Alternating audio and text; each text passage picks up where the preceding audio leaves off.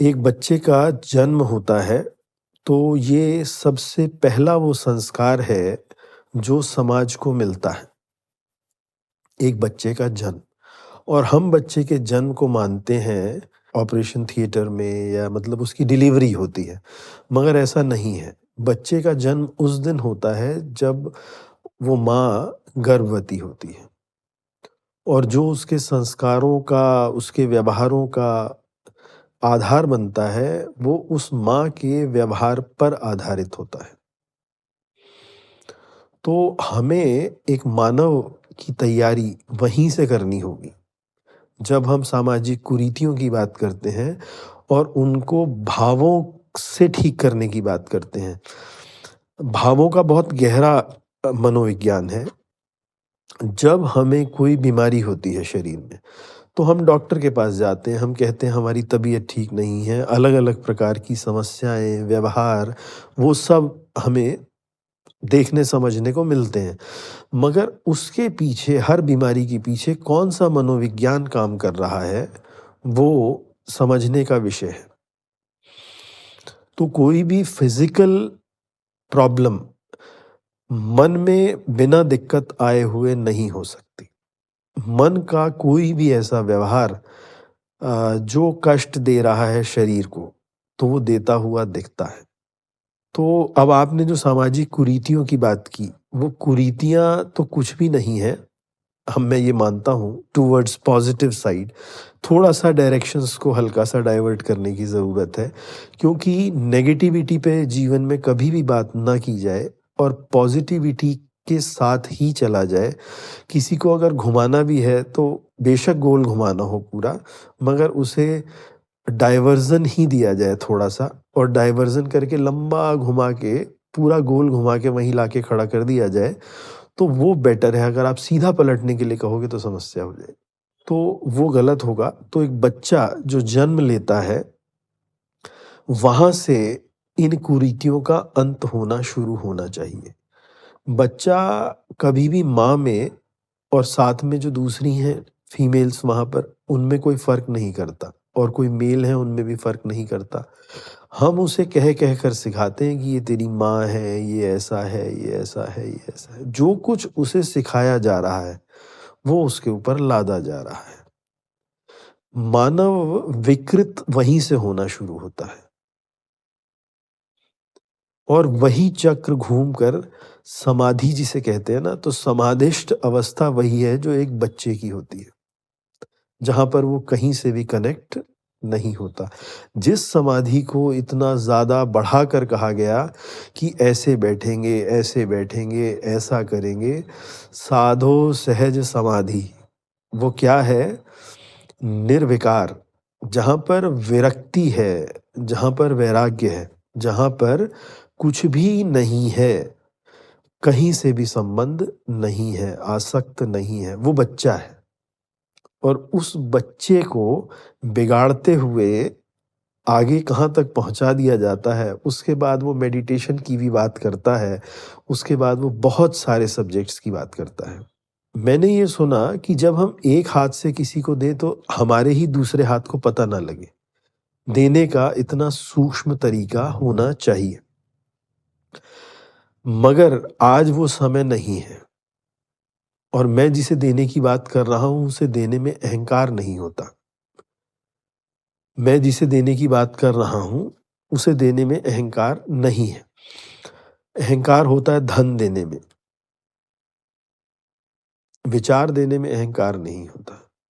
और जो लोग विचार देने में अहंकार बरतते हैं, उनके विचारों में दम नहीं होता।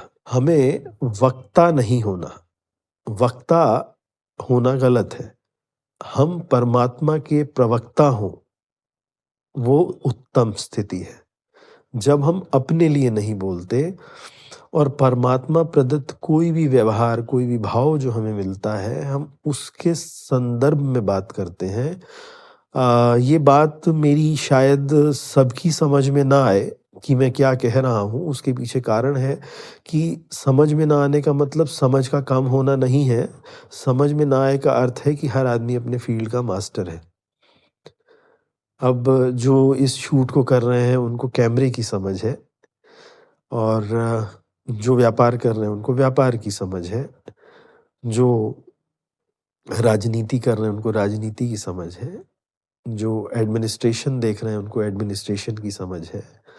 हमारे देश की ब्यूरोक्रेसी जो भी हैं उसमें सब लोग, उनको अपने फ़ील्ड की समझ है।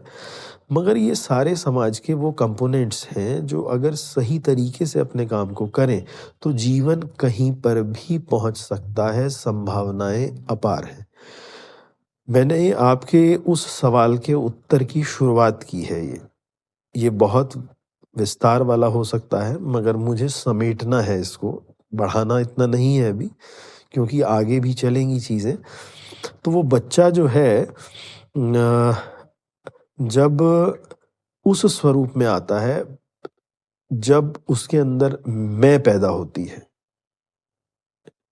तो परमात्मा उस बच्चे को समाज में व्यवहार में छोड़ देते हैं। कभी भी अगर किसी छोटे बच्चे के व्यवहार को हम पढ़ने का प्रयास करें जिसकी 6 महीने, 1 साल, 1.5 साल तक के बच्चे की विशेष तौर पे बात कर रहा हूँ। तो जैसे ही वो बच्चे से कोई नाराज़ होता है ना, तो बच्चा इतना तेज़ हो सकता है क्या कि वो ऐसे देखे और मुस्कुरा के नाराज़ कोई हो रहा है तो उसे देख के बच्चा मुस्कुरा देता है।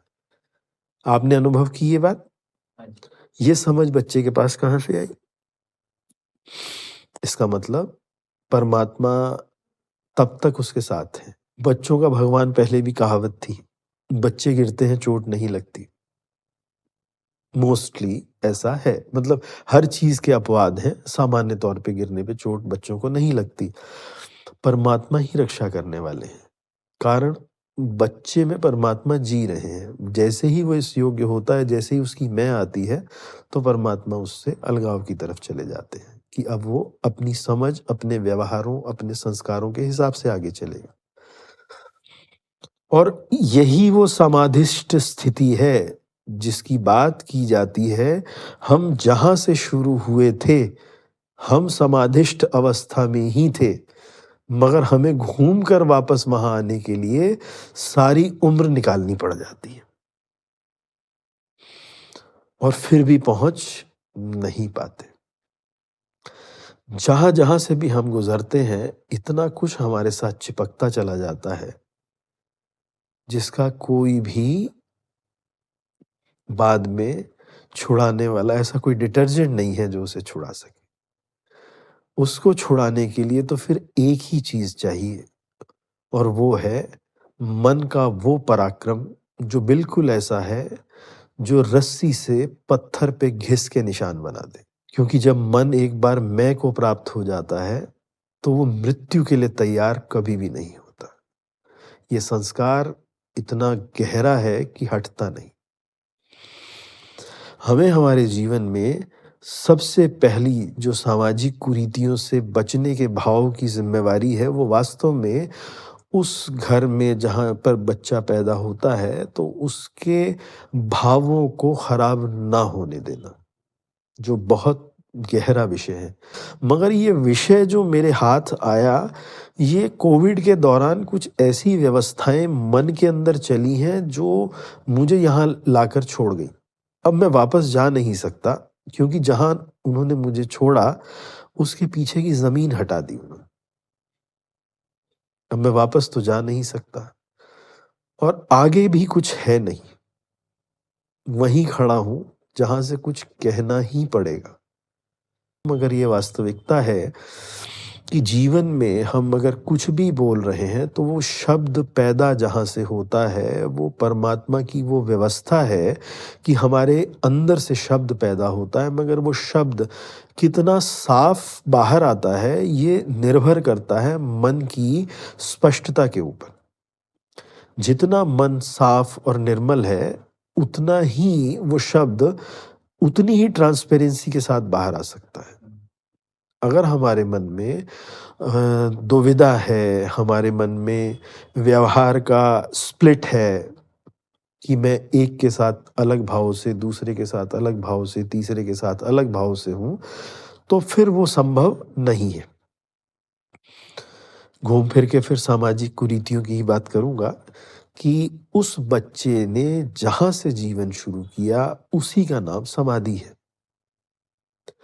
समाधि वो नहीं है जो सिर्फ़ नेत्र बंद करके, ज्योत का दर्शन करके या विभिन्न प्रकार के तेज को, ओज को, रोशनी को अनुभव करके हम कहते हैं कि ये समाधि है, ऐसा नहीं है। समाधि सम भाव से परमात्मा के साथ बैठना एक विषय है। समाधि परमात्मा के साथ बैठने का विषय है और परमात्मा के साथ बैठने का विषय कहते तो हम ज़रूर हैं कि हम बैठेंगे, मगर बैठ हम नहीं पाते। हमारा मन अगर सरल होता है तो परमात्मा बिठाते हैं। अगर समाधि के वक़्त भी हमारे मन में ये भाव रहता है ना कि मैं समाधि लगा रहा हूँ, तो कभी भी समाधि उस स्वरूप में नहीं लग पाती जो वास्तविक स्वरूप है। समाधि वो है जिसके लिए प्रयास ना हो। जिसके लिए प्रयास हो गया इस मन के द्वारा वो समाधि हो ही नहीं सकती। सिर्फ़ एक भाव मन में इच्छा, प्रेम परमात्मा के प्रति और एक वो भाव, तो फिर ना समाधि शब्द होगा। जैसे जप में विभिन्न प्रकार के चरण हैं, हम माला को लेकर जप रहे हैं। फिर एक माला को लेकर मुँह बोल के जपते हैं, एक अंदर ही जपते हैं, माला चलती है। एक वो स्थिति आती है कि जप होता ही नहीं है। तो ये जैसे विभिन्न चरण हैं हर चीज़ के, हमें नहीं पता लगता हम जीवन में कहाँ पर आ गए। मगर वास्तविकता ये है कि जब हम आगे बढ़ते हैं अपने व्यवहारों में, तो हम उस स्थिति में आ जाते हैं कि हमें पता नहीं लग रहा होता मगर अंदर फ़िल्टर चल रहे होते हैं। हमारे हर एक कदम पर वहाँ से हज़ारों कदम का व्यवहार आ रहा होता है। क्योंकि हमें तो सिर्फ़ एक इच्छा करनी है और हमारी इच्छा अगर वास्तविक है, तो वहाँ से हज़ारों कदम आ रहे होते हैं परमात्मा। विषय परमात्मा का बातचीत में नहीं होना चाहिए, व्यवहार ही होना चाहिए। मगर क्योंकि ये फर्स्ट कोट है मेरा, तो मुझे कुछ न कुछ कहना पड़ रहा है, उस बात को भी साथ में जोड़कर। क्योंकि आज अगर हम परमात्मा की बात करते हैं, तो कई बार ना वो कुछ ऐसा भाव बन जाता है कि ये कोई मतलब अगेन फिर वो पंडितों वाली बात है या ये किसी पर्टिकुलर संप्रदाय की बात है या ऐसा है, वो सब नहीं। तो वास्तव में परमात्मा न पूजा का विषय है, न व्रत का विषय है, न तप का विषय है। परमात्मा तो वो प्रेम का विषय है, जो सबके लिए समान रूप से विद्यमान है। परमात्मा ही तो है जिनकी वजह से सब कुछ चलता है। अन्यथा ये संभव ही नहीं है, सृष्टि का चलना संभव ही नहीं है। और परमात्मा किसी धर्म संप्रदाय के नहीं है, परमात्मा सबके हैं। ये धर्म संप्रदाय तो बने ही इसलिए हैं कि किसी भी माध्यम से हम अपने हृदय में स्थित उस चेतना तक पहुँच सकें। ये मेरा सिर्फ़ आज का वक्तव्य है, जिसमें मैंने परमात्मा शब्द का उपयोग किया है, इसके बाद मैं चेतना ही कहूँगा। क्योंकि परमात्मा स्पेसिफ़िक हिंदुओं के हो जाते हैं, तो ऐसा नहीं। चेतना का विषय है और चेतना तो सबके अंदर है, उसे तो कोई नहीं इनकार कर सकता। कोई रूह कह देगा, कोई आत्मा कह देगा, चेतना का मतलब तो चेतना ही है। तो हम उस चेतना की बात कर रहे हैं। तो वो चेतन जब बच्चे में आता है, तो बड़ा हल्का भाव होता है। जैसे ही बच्चे में मैं आता है, तो वो चेतन धीरे-धीरे शांत हो जाता है और बच्चा अपने मैं के साथ आगे बढ़ता है। वास्तव में जो बच्चे को तैयार करने का भाव था ना कि बच्चे को ही समझ दे दी जाए, अब बच्चे के हाथ में मोबाइल दे दिया गया। बच्चे के हाथ में तो सारे फंक्शनैलिटीज़ आ गईं, जिससे उसकी फिंगर्स शार्प हो गईं। आज बच्चे डांस करने लगे हैं छोटे, 1 डेढ़ साल, 2 साल के बच्चे हैं, तो वो डांस कर रहे हैं, उनको डांस करना सिखाया जाता है। मम्मी, भाई, बहन सब डांस को प्रमोट कर रहे हैं कि वो कैसे बल्ले-बल्ले करता है, कैसे क्या करता है, उसमें प्राउड फीलिंग आती है। अच्छा है, बुरा नहीं है, मगर वो बॉडी की फंक्शनैलिटी किसी भी तरीके से हो बेटर है। मगर मुख्य तत्व हम दे पा रहे हैं, नहीं दे पा रहे हैं। ये बहुत ज़रूरी है। छोटे बच्चे के अंदर जितना परिवर्तन हो सकता है, बड़े होने के बाद वो ग्राह्य नहीं रहता। एक बच्चा ना छोटा, शांत रहने की प्रवृत्ति को अगर सीख जाता है, तो उसके मन में वो चीज़ें घर कर जाती हैं। जब वो बड़ा भी होता है, तो वो कोई ऐसा व्यवहार कर ही नहीं पाता, जिसमें उसे अशांति महसूस हो। तो ये सब वजहें हैं। मैं यहाँ पर बैठा हूँ और मैंने यहाँ बैठकर ये सोचा कि मैं ब्लेज़र पहन के बैठ जाऊँ। अब ब्लेज़र पहन के मैं बैठ तो गया, मगर अब वो मुझे यहाँ से दबा रहा है। ये किस प्रकार का दिखावा है जिसको हम अपने जीवन में कैरी कर रहे हैं? यही जीवन का कमोबेश हाल है। अपने आप को सही दिखाने के लिए हम अपने आप को कष्ट दे रहे होते हैं, हर वक़्त। अब सामाजिक कुरीतियों पे अगले चरण पे आते हैं। जब एक बच्चे की बात मैंने की, अब वो स्कूल जाता है। बच्चे का मानसिक स्तर बहुत ऊँचा हो सकता है, मगर हमने उसको कहाँ पर पकड़ा? 98.2, 98.4, 99 पॉइंट समथिंग। इसका मतलब ये गेमिंग कितनी ज़्यादा बढ़ जाती है मन में, तो हमने वहाँ पर भी उसके सामने वो टारगेट्स फिक्स कर दिए, वो व्यवस्थाएँ डाल दी, जो अच्छा नहीं था। अब ये भी एक बहुत बड़ी कुरीति है। मतलब बच्चा 98 वाला समझदार है, इसकी गारंटी नहीं है। समझदार तो 60 वाला भी हो सकता है। जीवन के वास्तविक मूल्यों को समझता हुआ व्यक्ति जब जीवन में आगे बढ़ता है, तो वो बहुत बड़ा एडमिनिस्ट्रेटर बन जाता है। और पढ़ाई में बहुत ज़्यादा आगे बढ़ा हुआ व्यक्ति जब एडमिनिस्ट्रेशन लेवल पे खड़ा होता है, तो वो लोगों से सामंजस्य ही नहीं बना पाता। उसके पास बातचीत करने के लिए वो कला, वो प्रेम ही नहीं होता। तो वहाँ पर वो समस्या फँस जाती है। और जब ये समस्या वहाँ पर फँसती है, तो उसका फिर इलाज नहीं होता। फिर वो एक बंद कमरे में बैठकर सिस्टम में बैठने वाला सिस्टम ही बन जाता है। तो हम वो सिस्टम बनना अब रोकें, कारण वो सिस्टम बहुत तेज़ हिंदुस्तान में बनने शुरू हो गए। मैं बात कर रहा हूँ सामाजिक कुरीतियों की। सबको नज़र आ रहा है कि इस जगह की प्रॉब्लम बढ़ रही है। सबको नज़र आ रहा है इस जगह की प्रॉब्लम बढ़ रही है। तो बढ़ती हुई प्रॉब्लम्स वहीं इशारा कर रही हैं। मगर ऐसा समय के साथ तो जाना ही पड़ेगा, ऐसा तो नहीं है। मगर सिर्फ़ काम के लिए ये किया जाता तो ठीक था, मगर वो काम के साथ-साथ वो टीवी का काम भी मोबाइल करने लगा। टीवी का काम भी लैपटॉप पे होने लगा, तो वो थोड़ा हार्म ज़्यादा दे रहा है। अगर लैपटॉप पे खाली लैपटॉप का ही काम किया जाए, तो वो बेहतर है। कुछ ये बातें हैं, कुरीतियों की बात कर रहे हैं, मैं व्यावहारिक रूप से कुरीतियों की बात कर रहा हूँ। बचना चाहिए, हमारे सबके मन को प्रभावित कर रही हैं ये सारी चीज़ें। इसमें हमें ध्यान रखना होगा। इसके बाद के विषय बाद में आएँगे, अभी कुछ समय पहले मैंने आपसे कुछ चर्चा की थी, हमें कुछ चीज़ों पर विशेष ध्यान देना होगा। हम किसी को तो नहीं रोक सकते, मगर स्वयं हम इस बात का प्रयास करें कि जीवन में कभी भी कोई भी घटना इस प्रकार की हो, जिस घटना को सुनने पर हमें कष्ट होता है, तो हम उस घटना की पुनरावृत्ति ना हो के लिए ज़रूर बात करें। अगर हम इतना भी नहीं करते, तो हम समाज के बहुत बड़े दोषी हैं। हम किसी को वो दे दें जिसका मूल्य नहीं है। ज्ञान है, विचार है, समझ है। ज्ञान शब्द जो है ना, वो संस्कृत से जुड़ा हुआ है। तो इसलिए उसका उपयोग अब हम उस हिसाब से नहीं कर पाते, बट हम समझ की बात करें, हम व्यवहार की बात करें, तो वो ज़्यादा अच्छा है। जितने सहज शब्द होंगे, उतने समझ ज़्यादा आते हैं।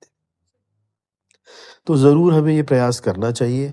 मगर एक चीज़ मैं सबसे ज़रूर कहना चाहूँगा कि कोई भी व्यक्ति अपने जीवन में वहाँ हो सकता है, जहाँ पर कभी विवेकानंद रहे हैं,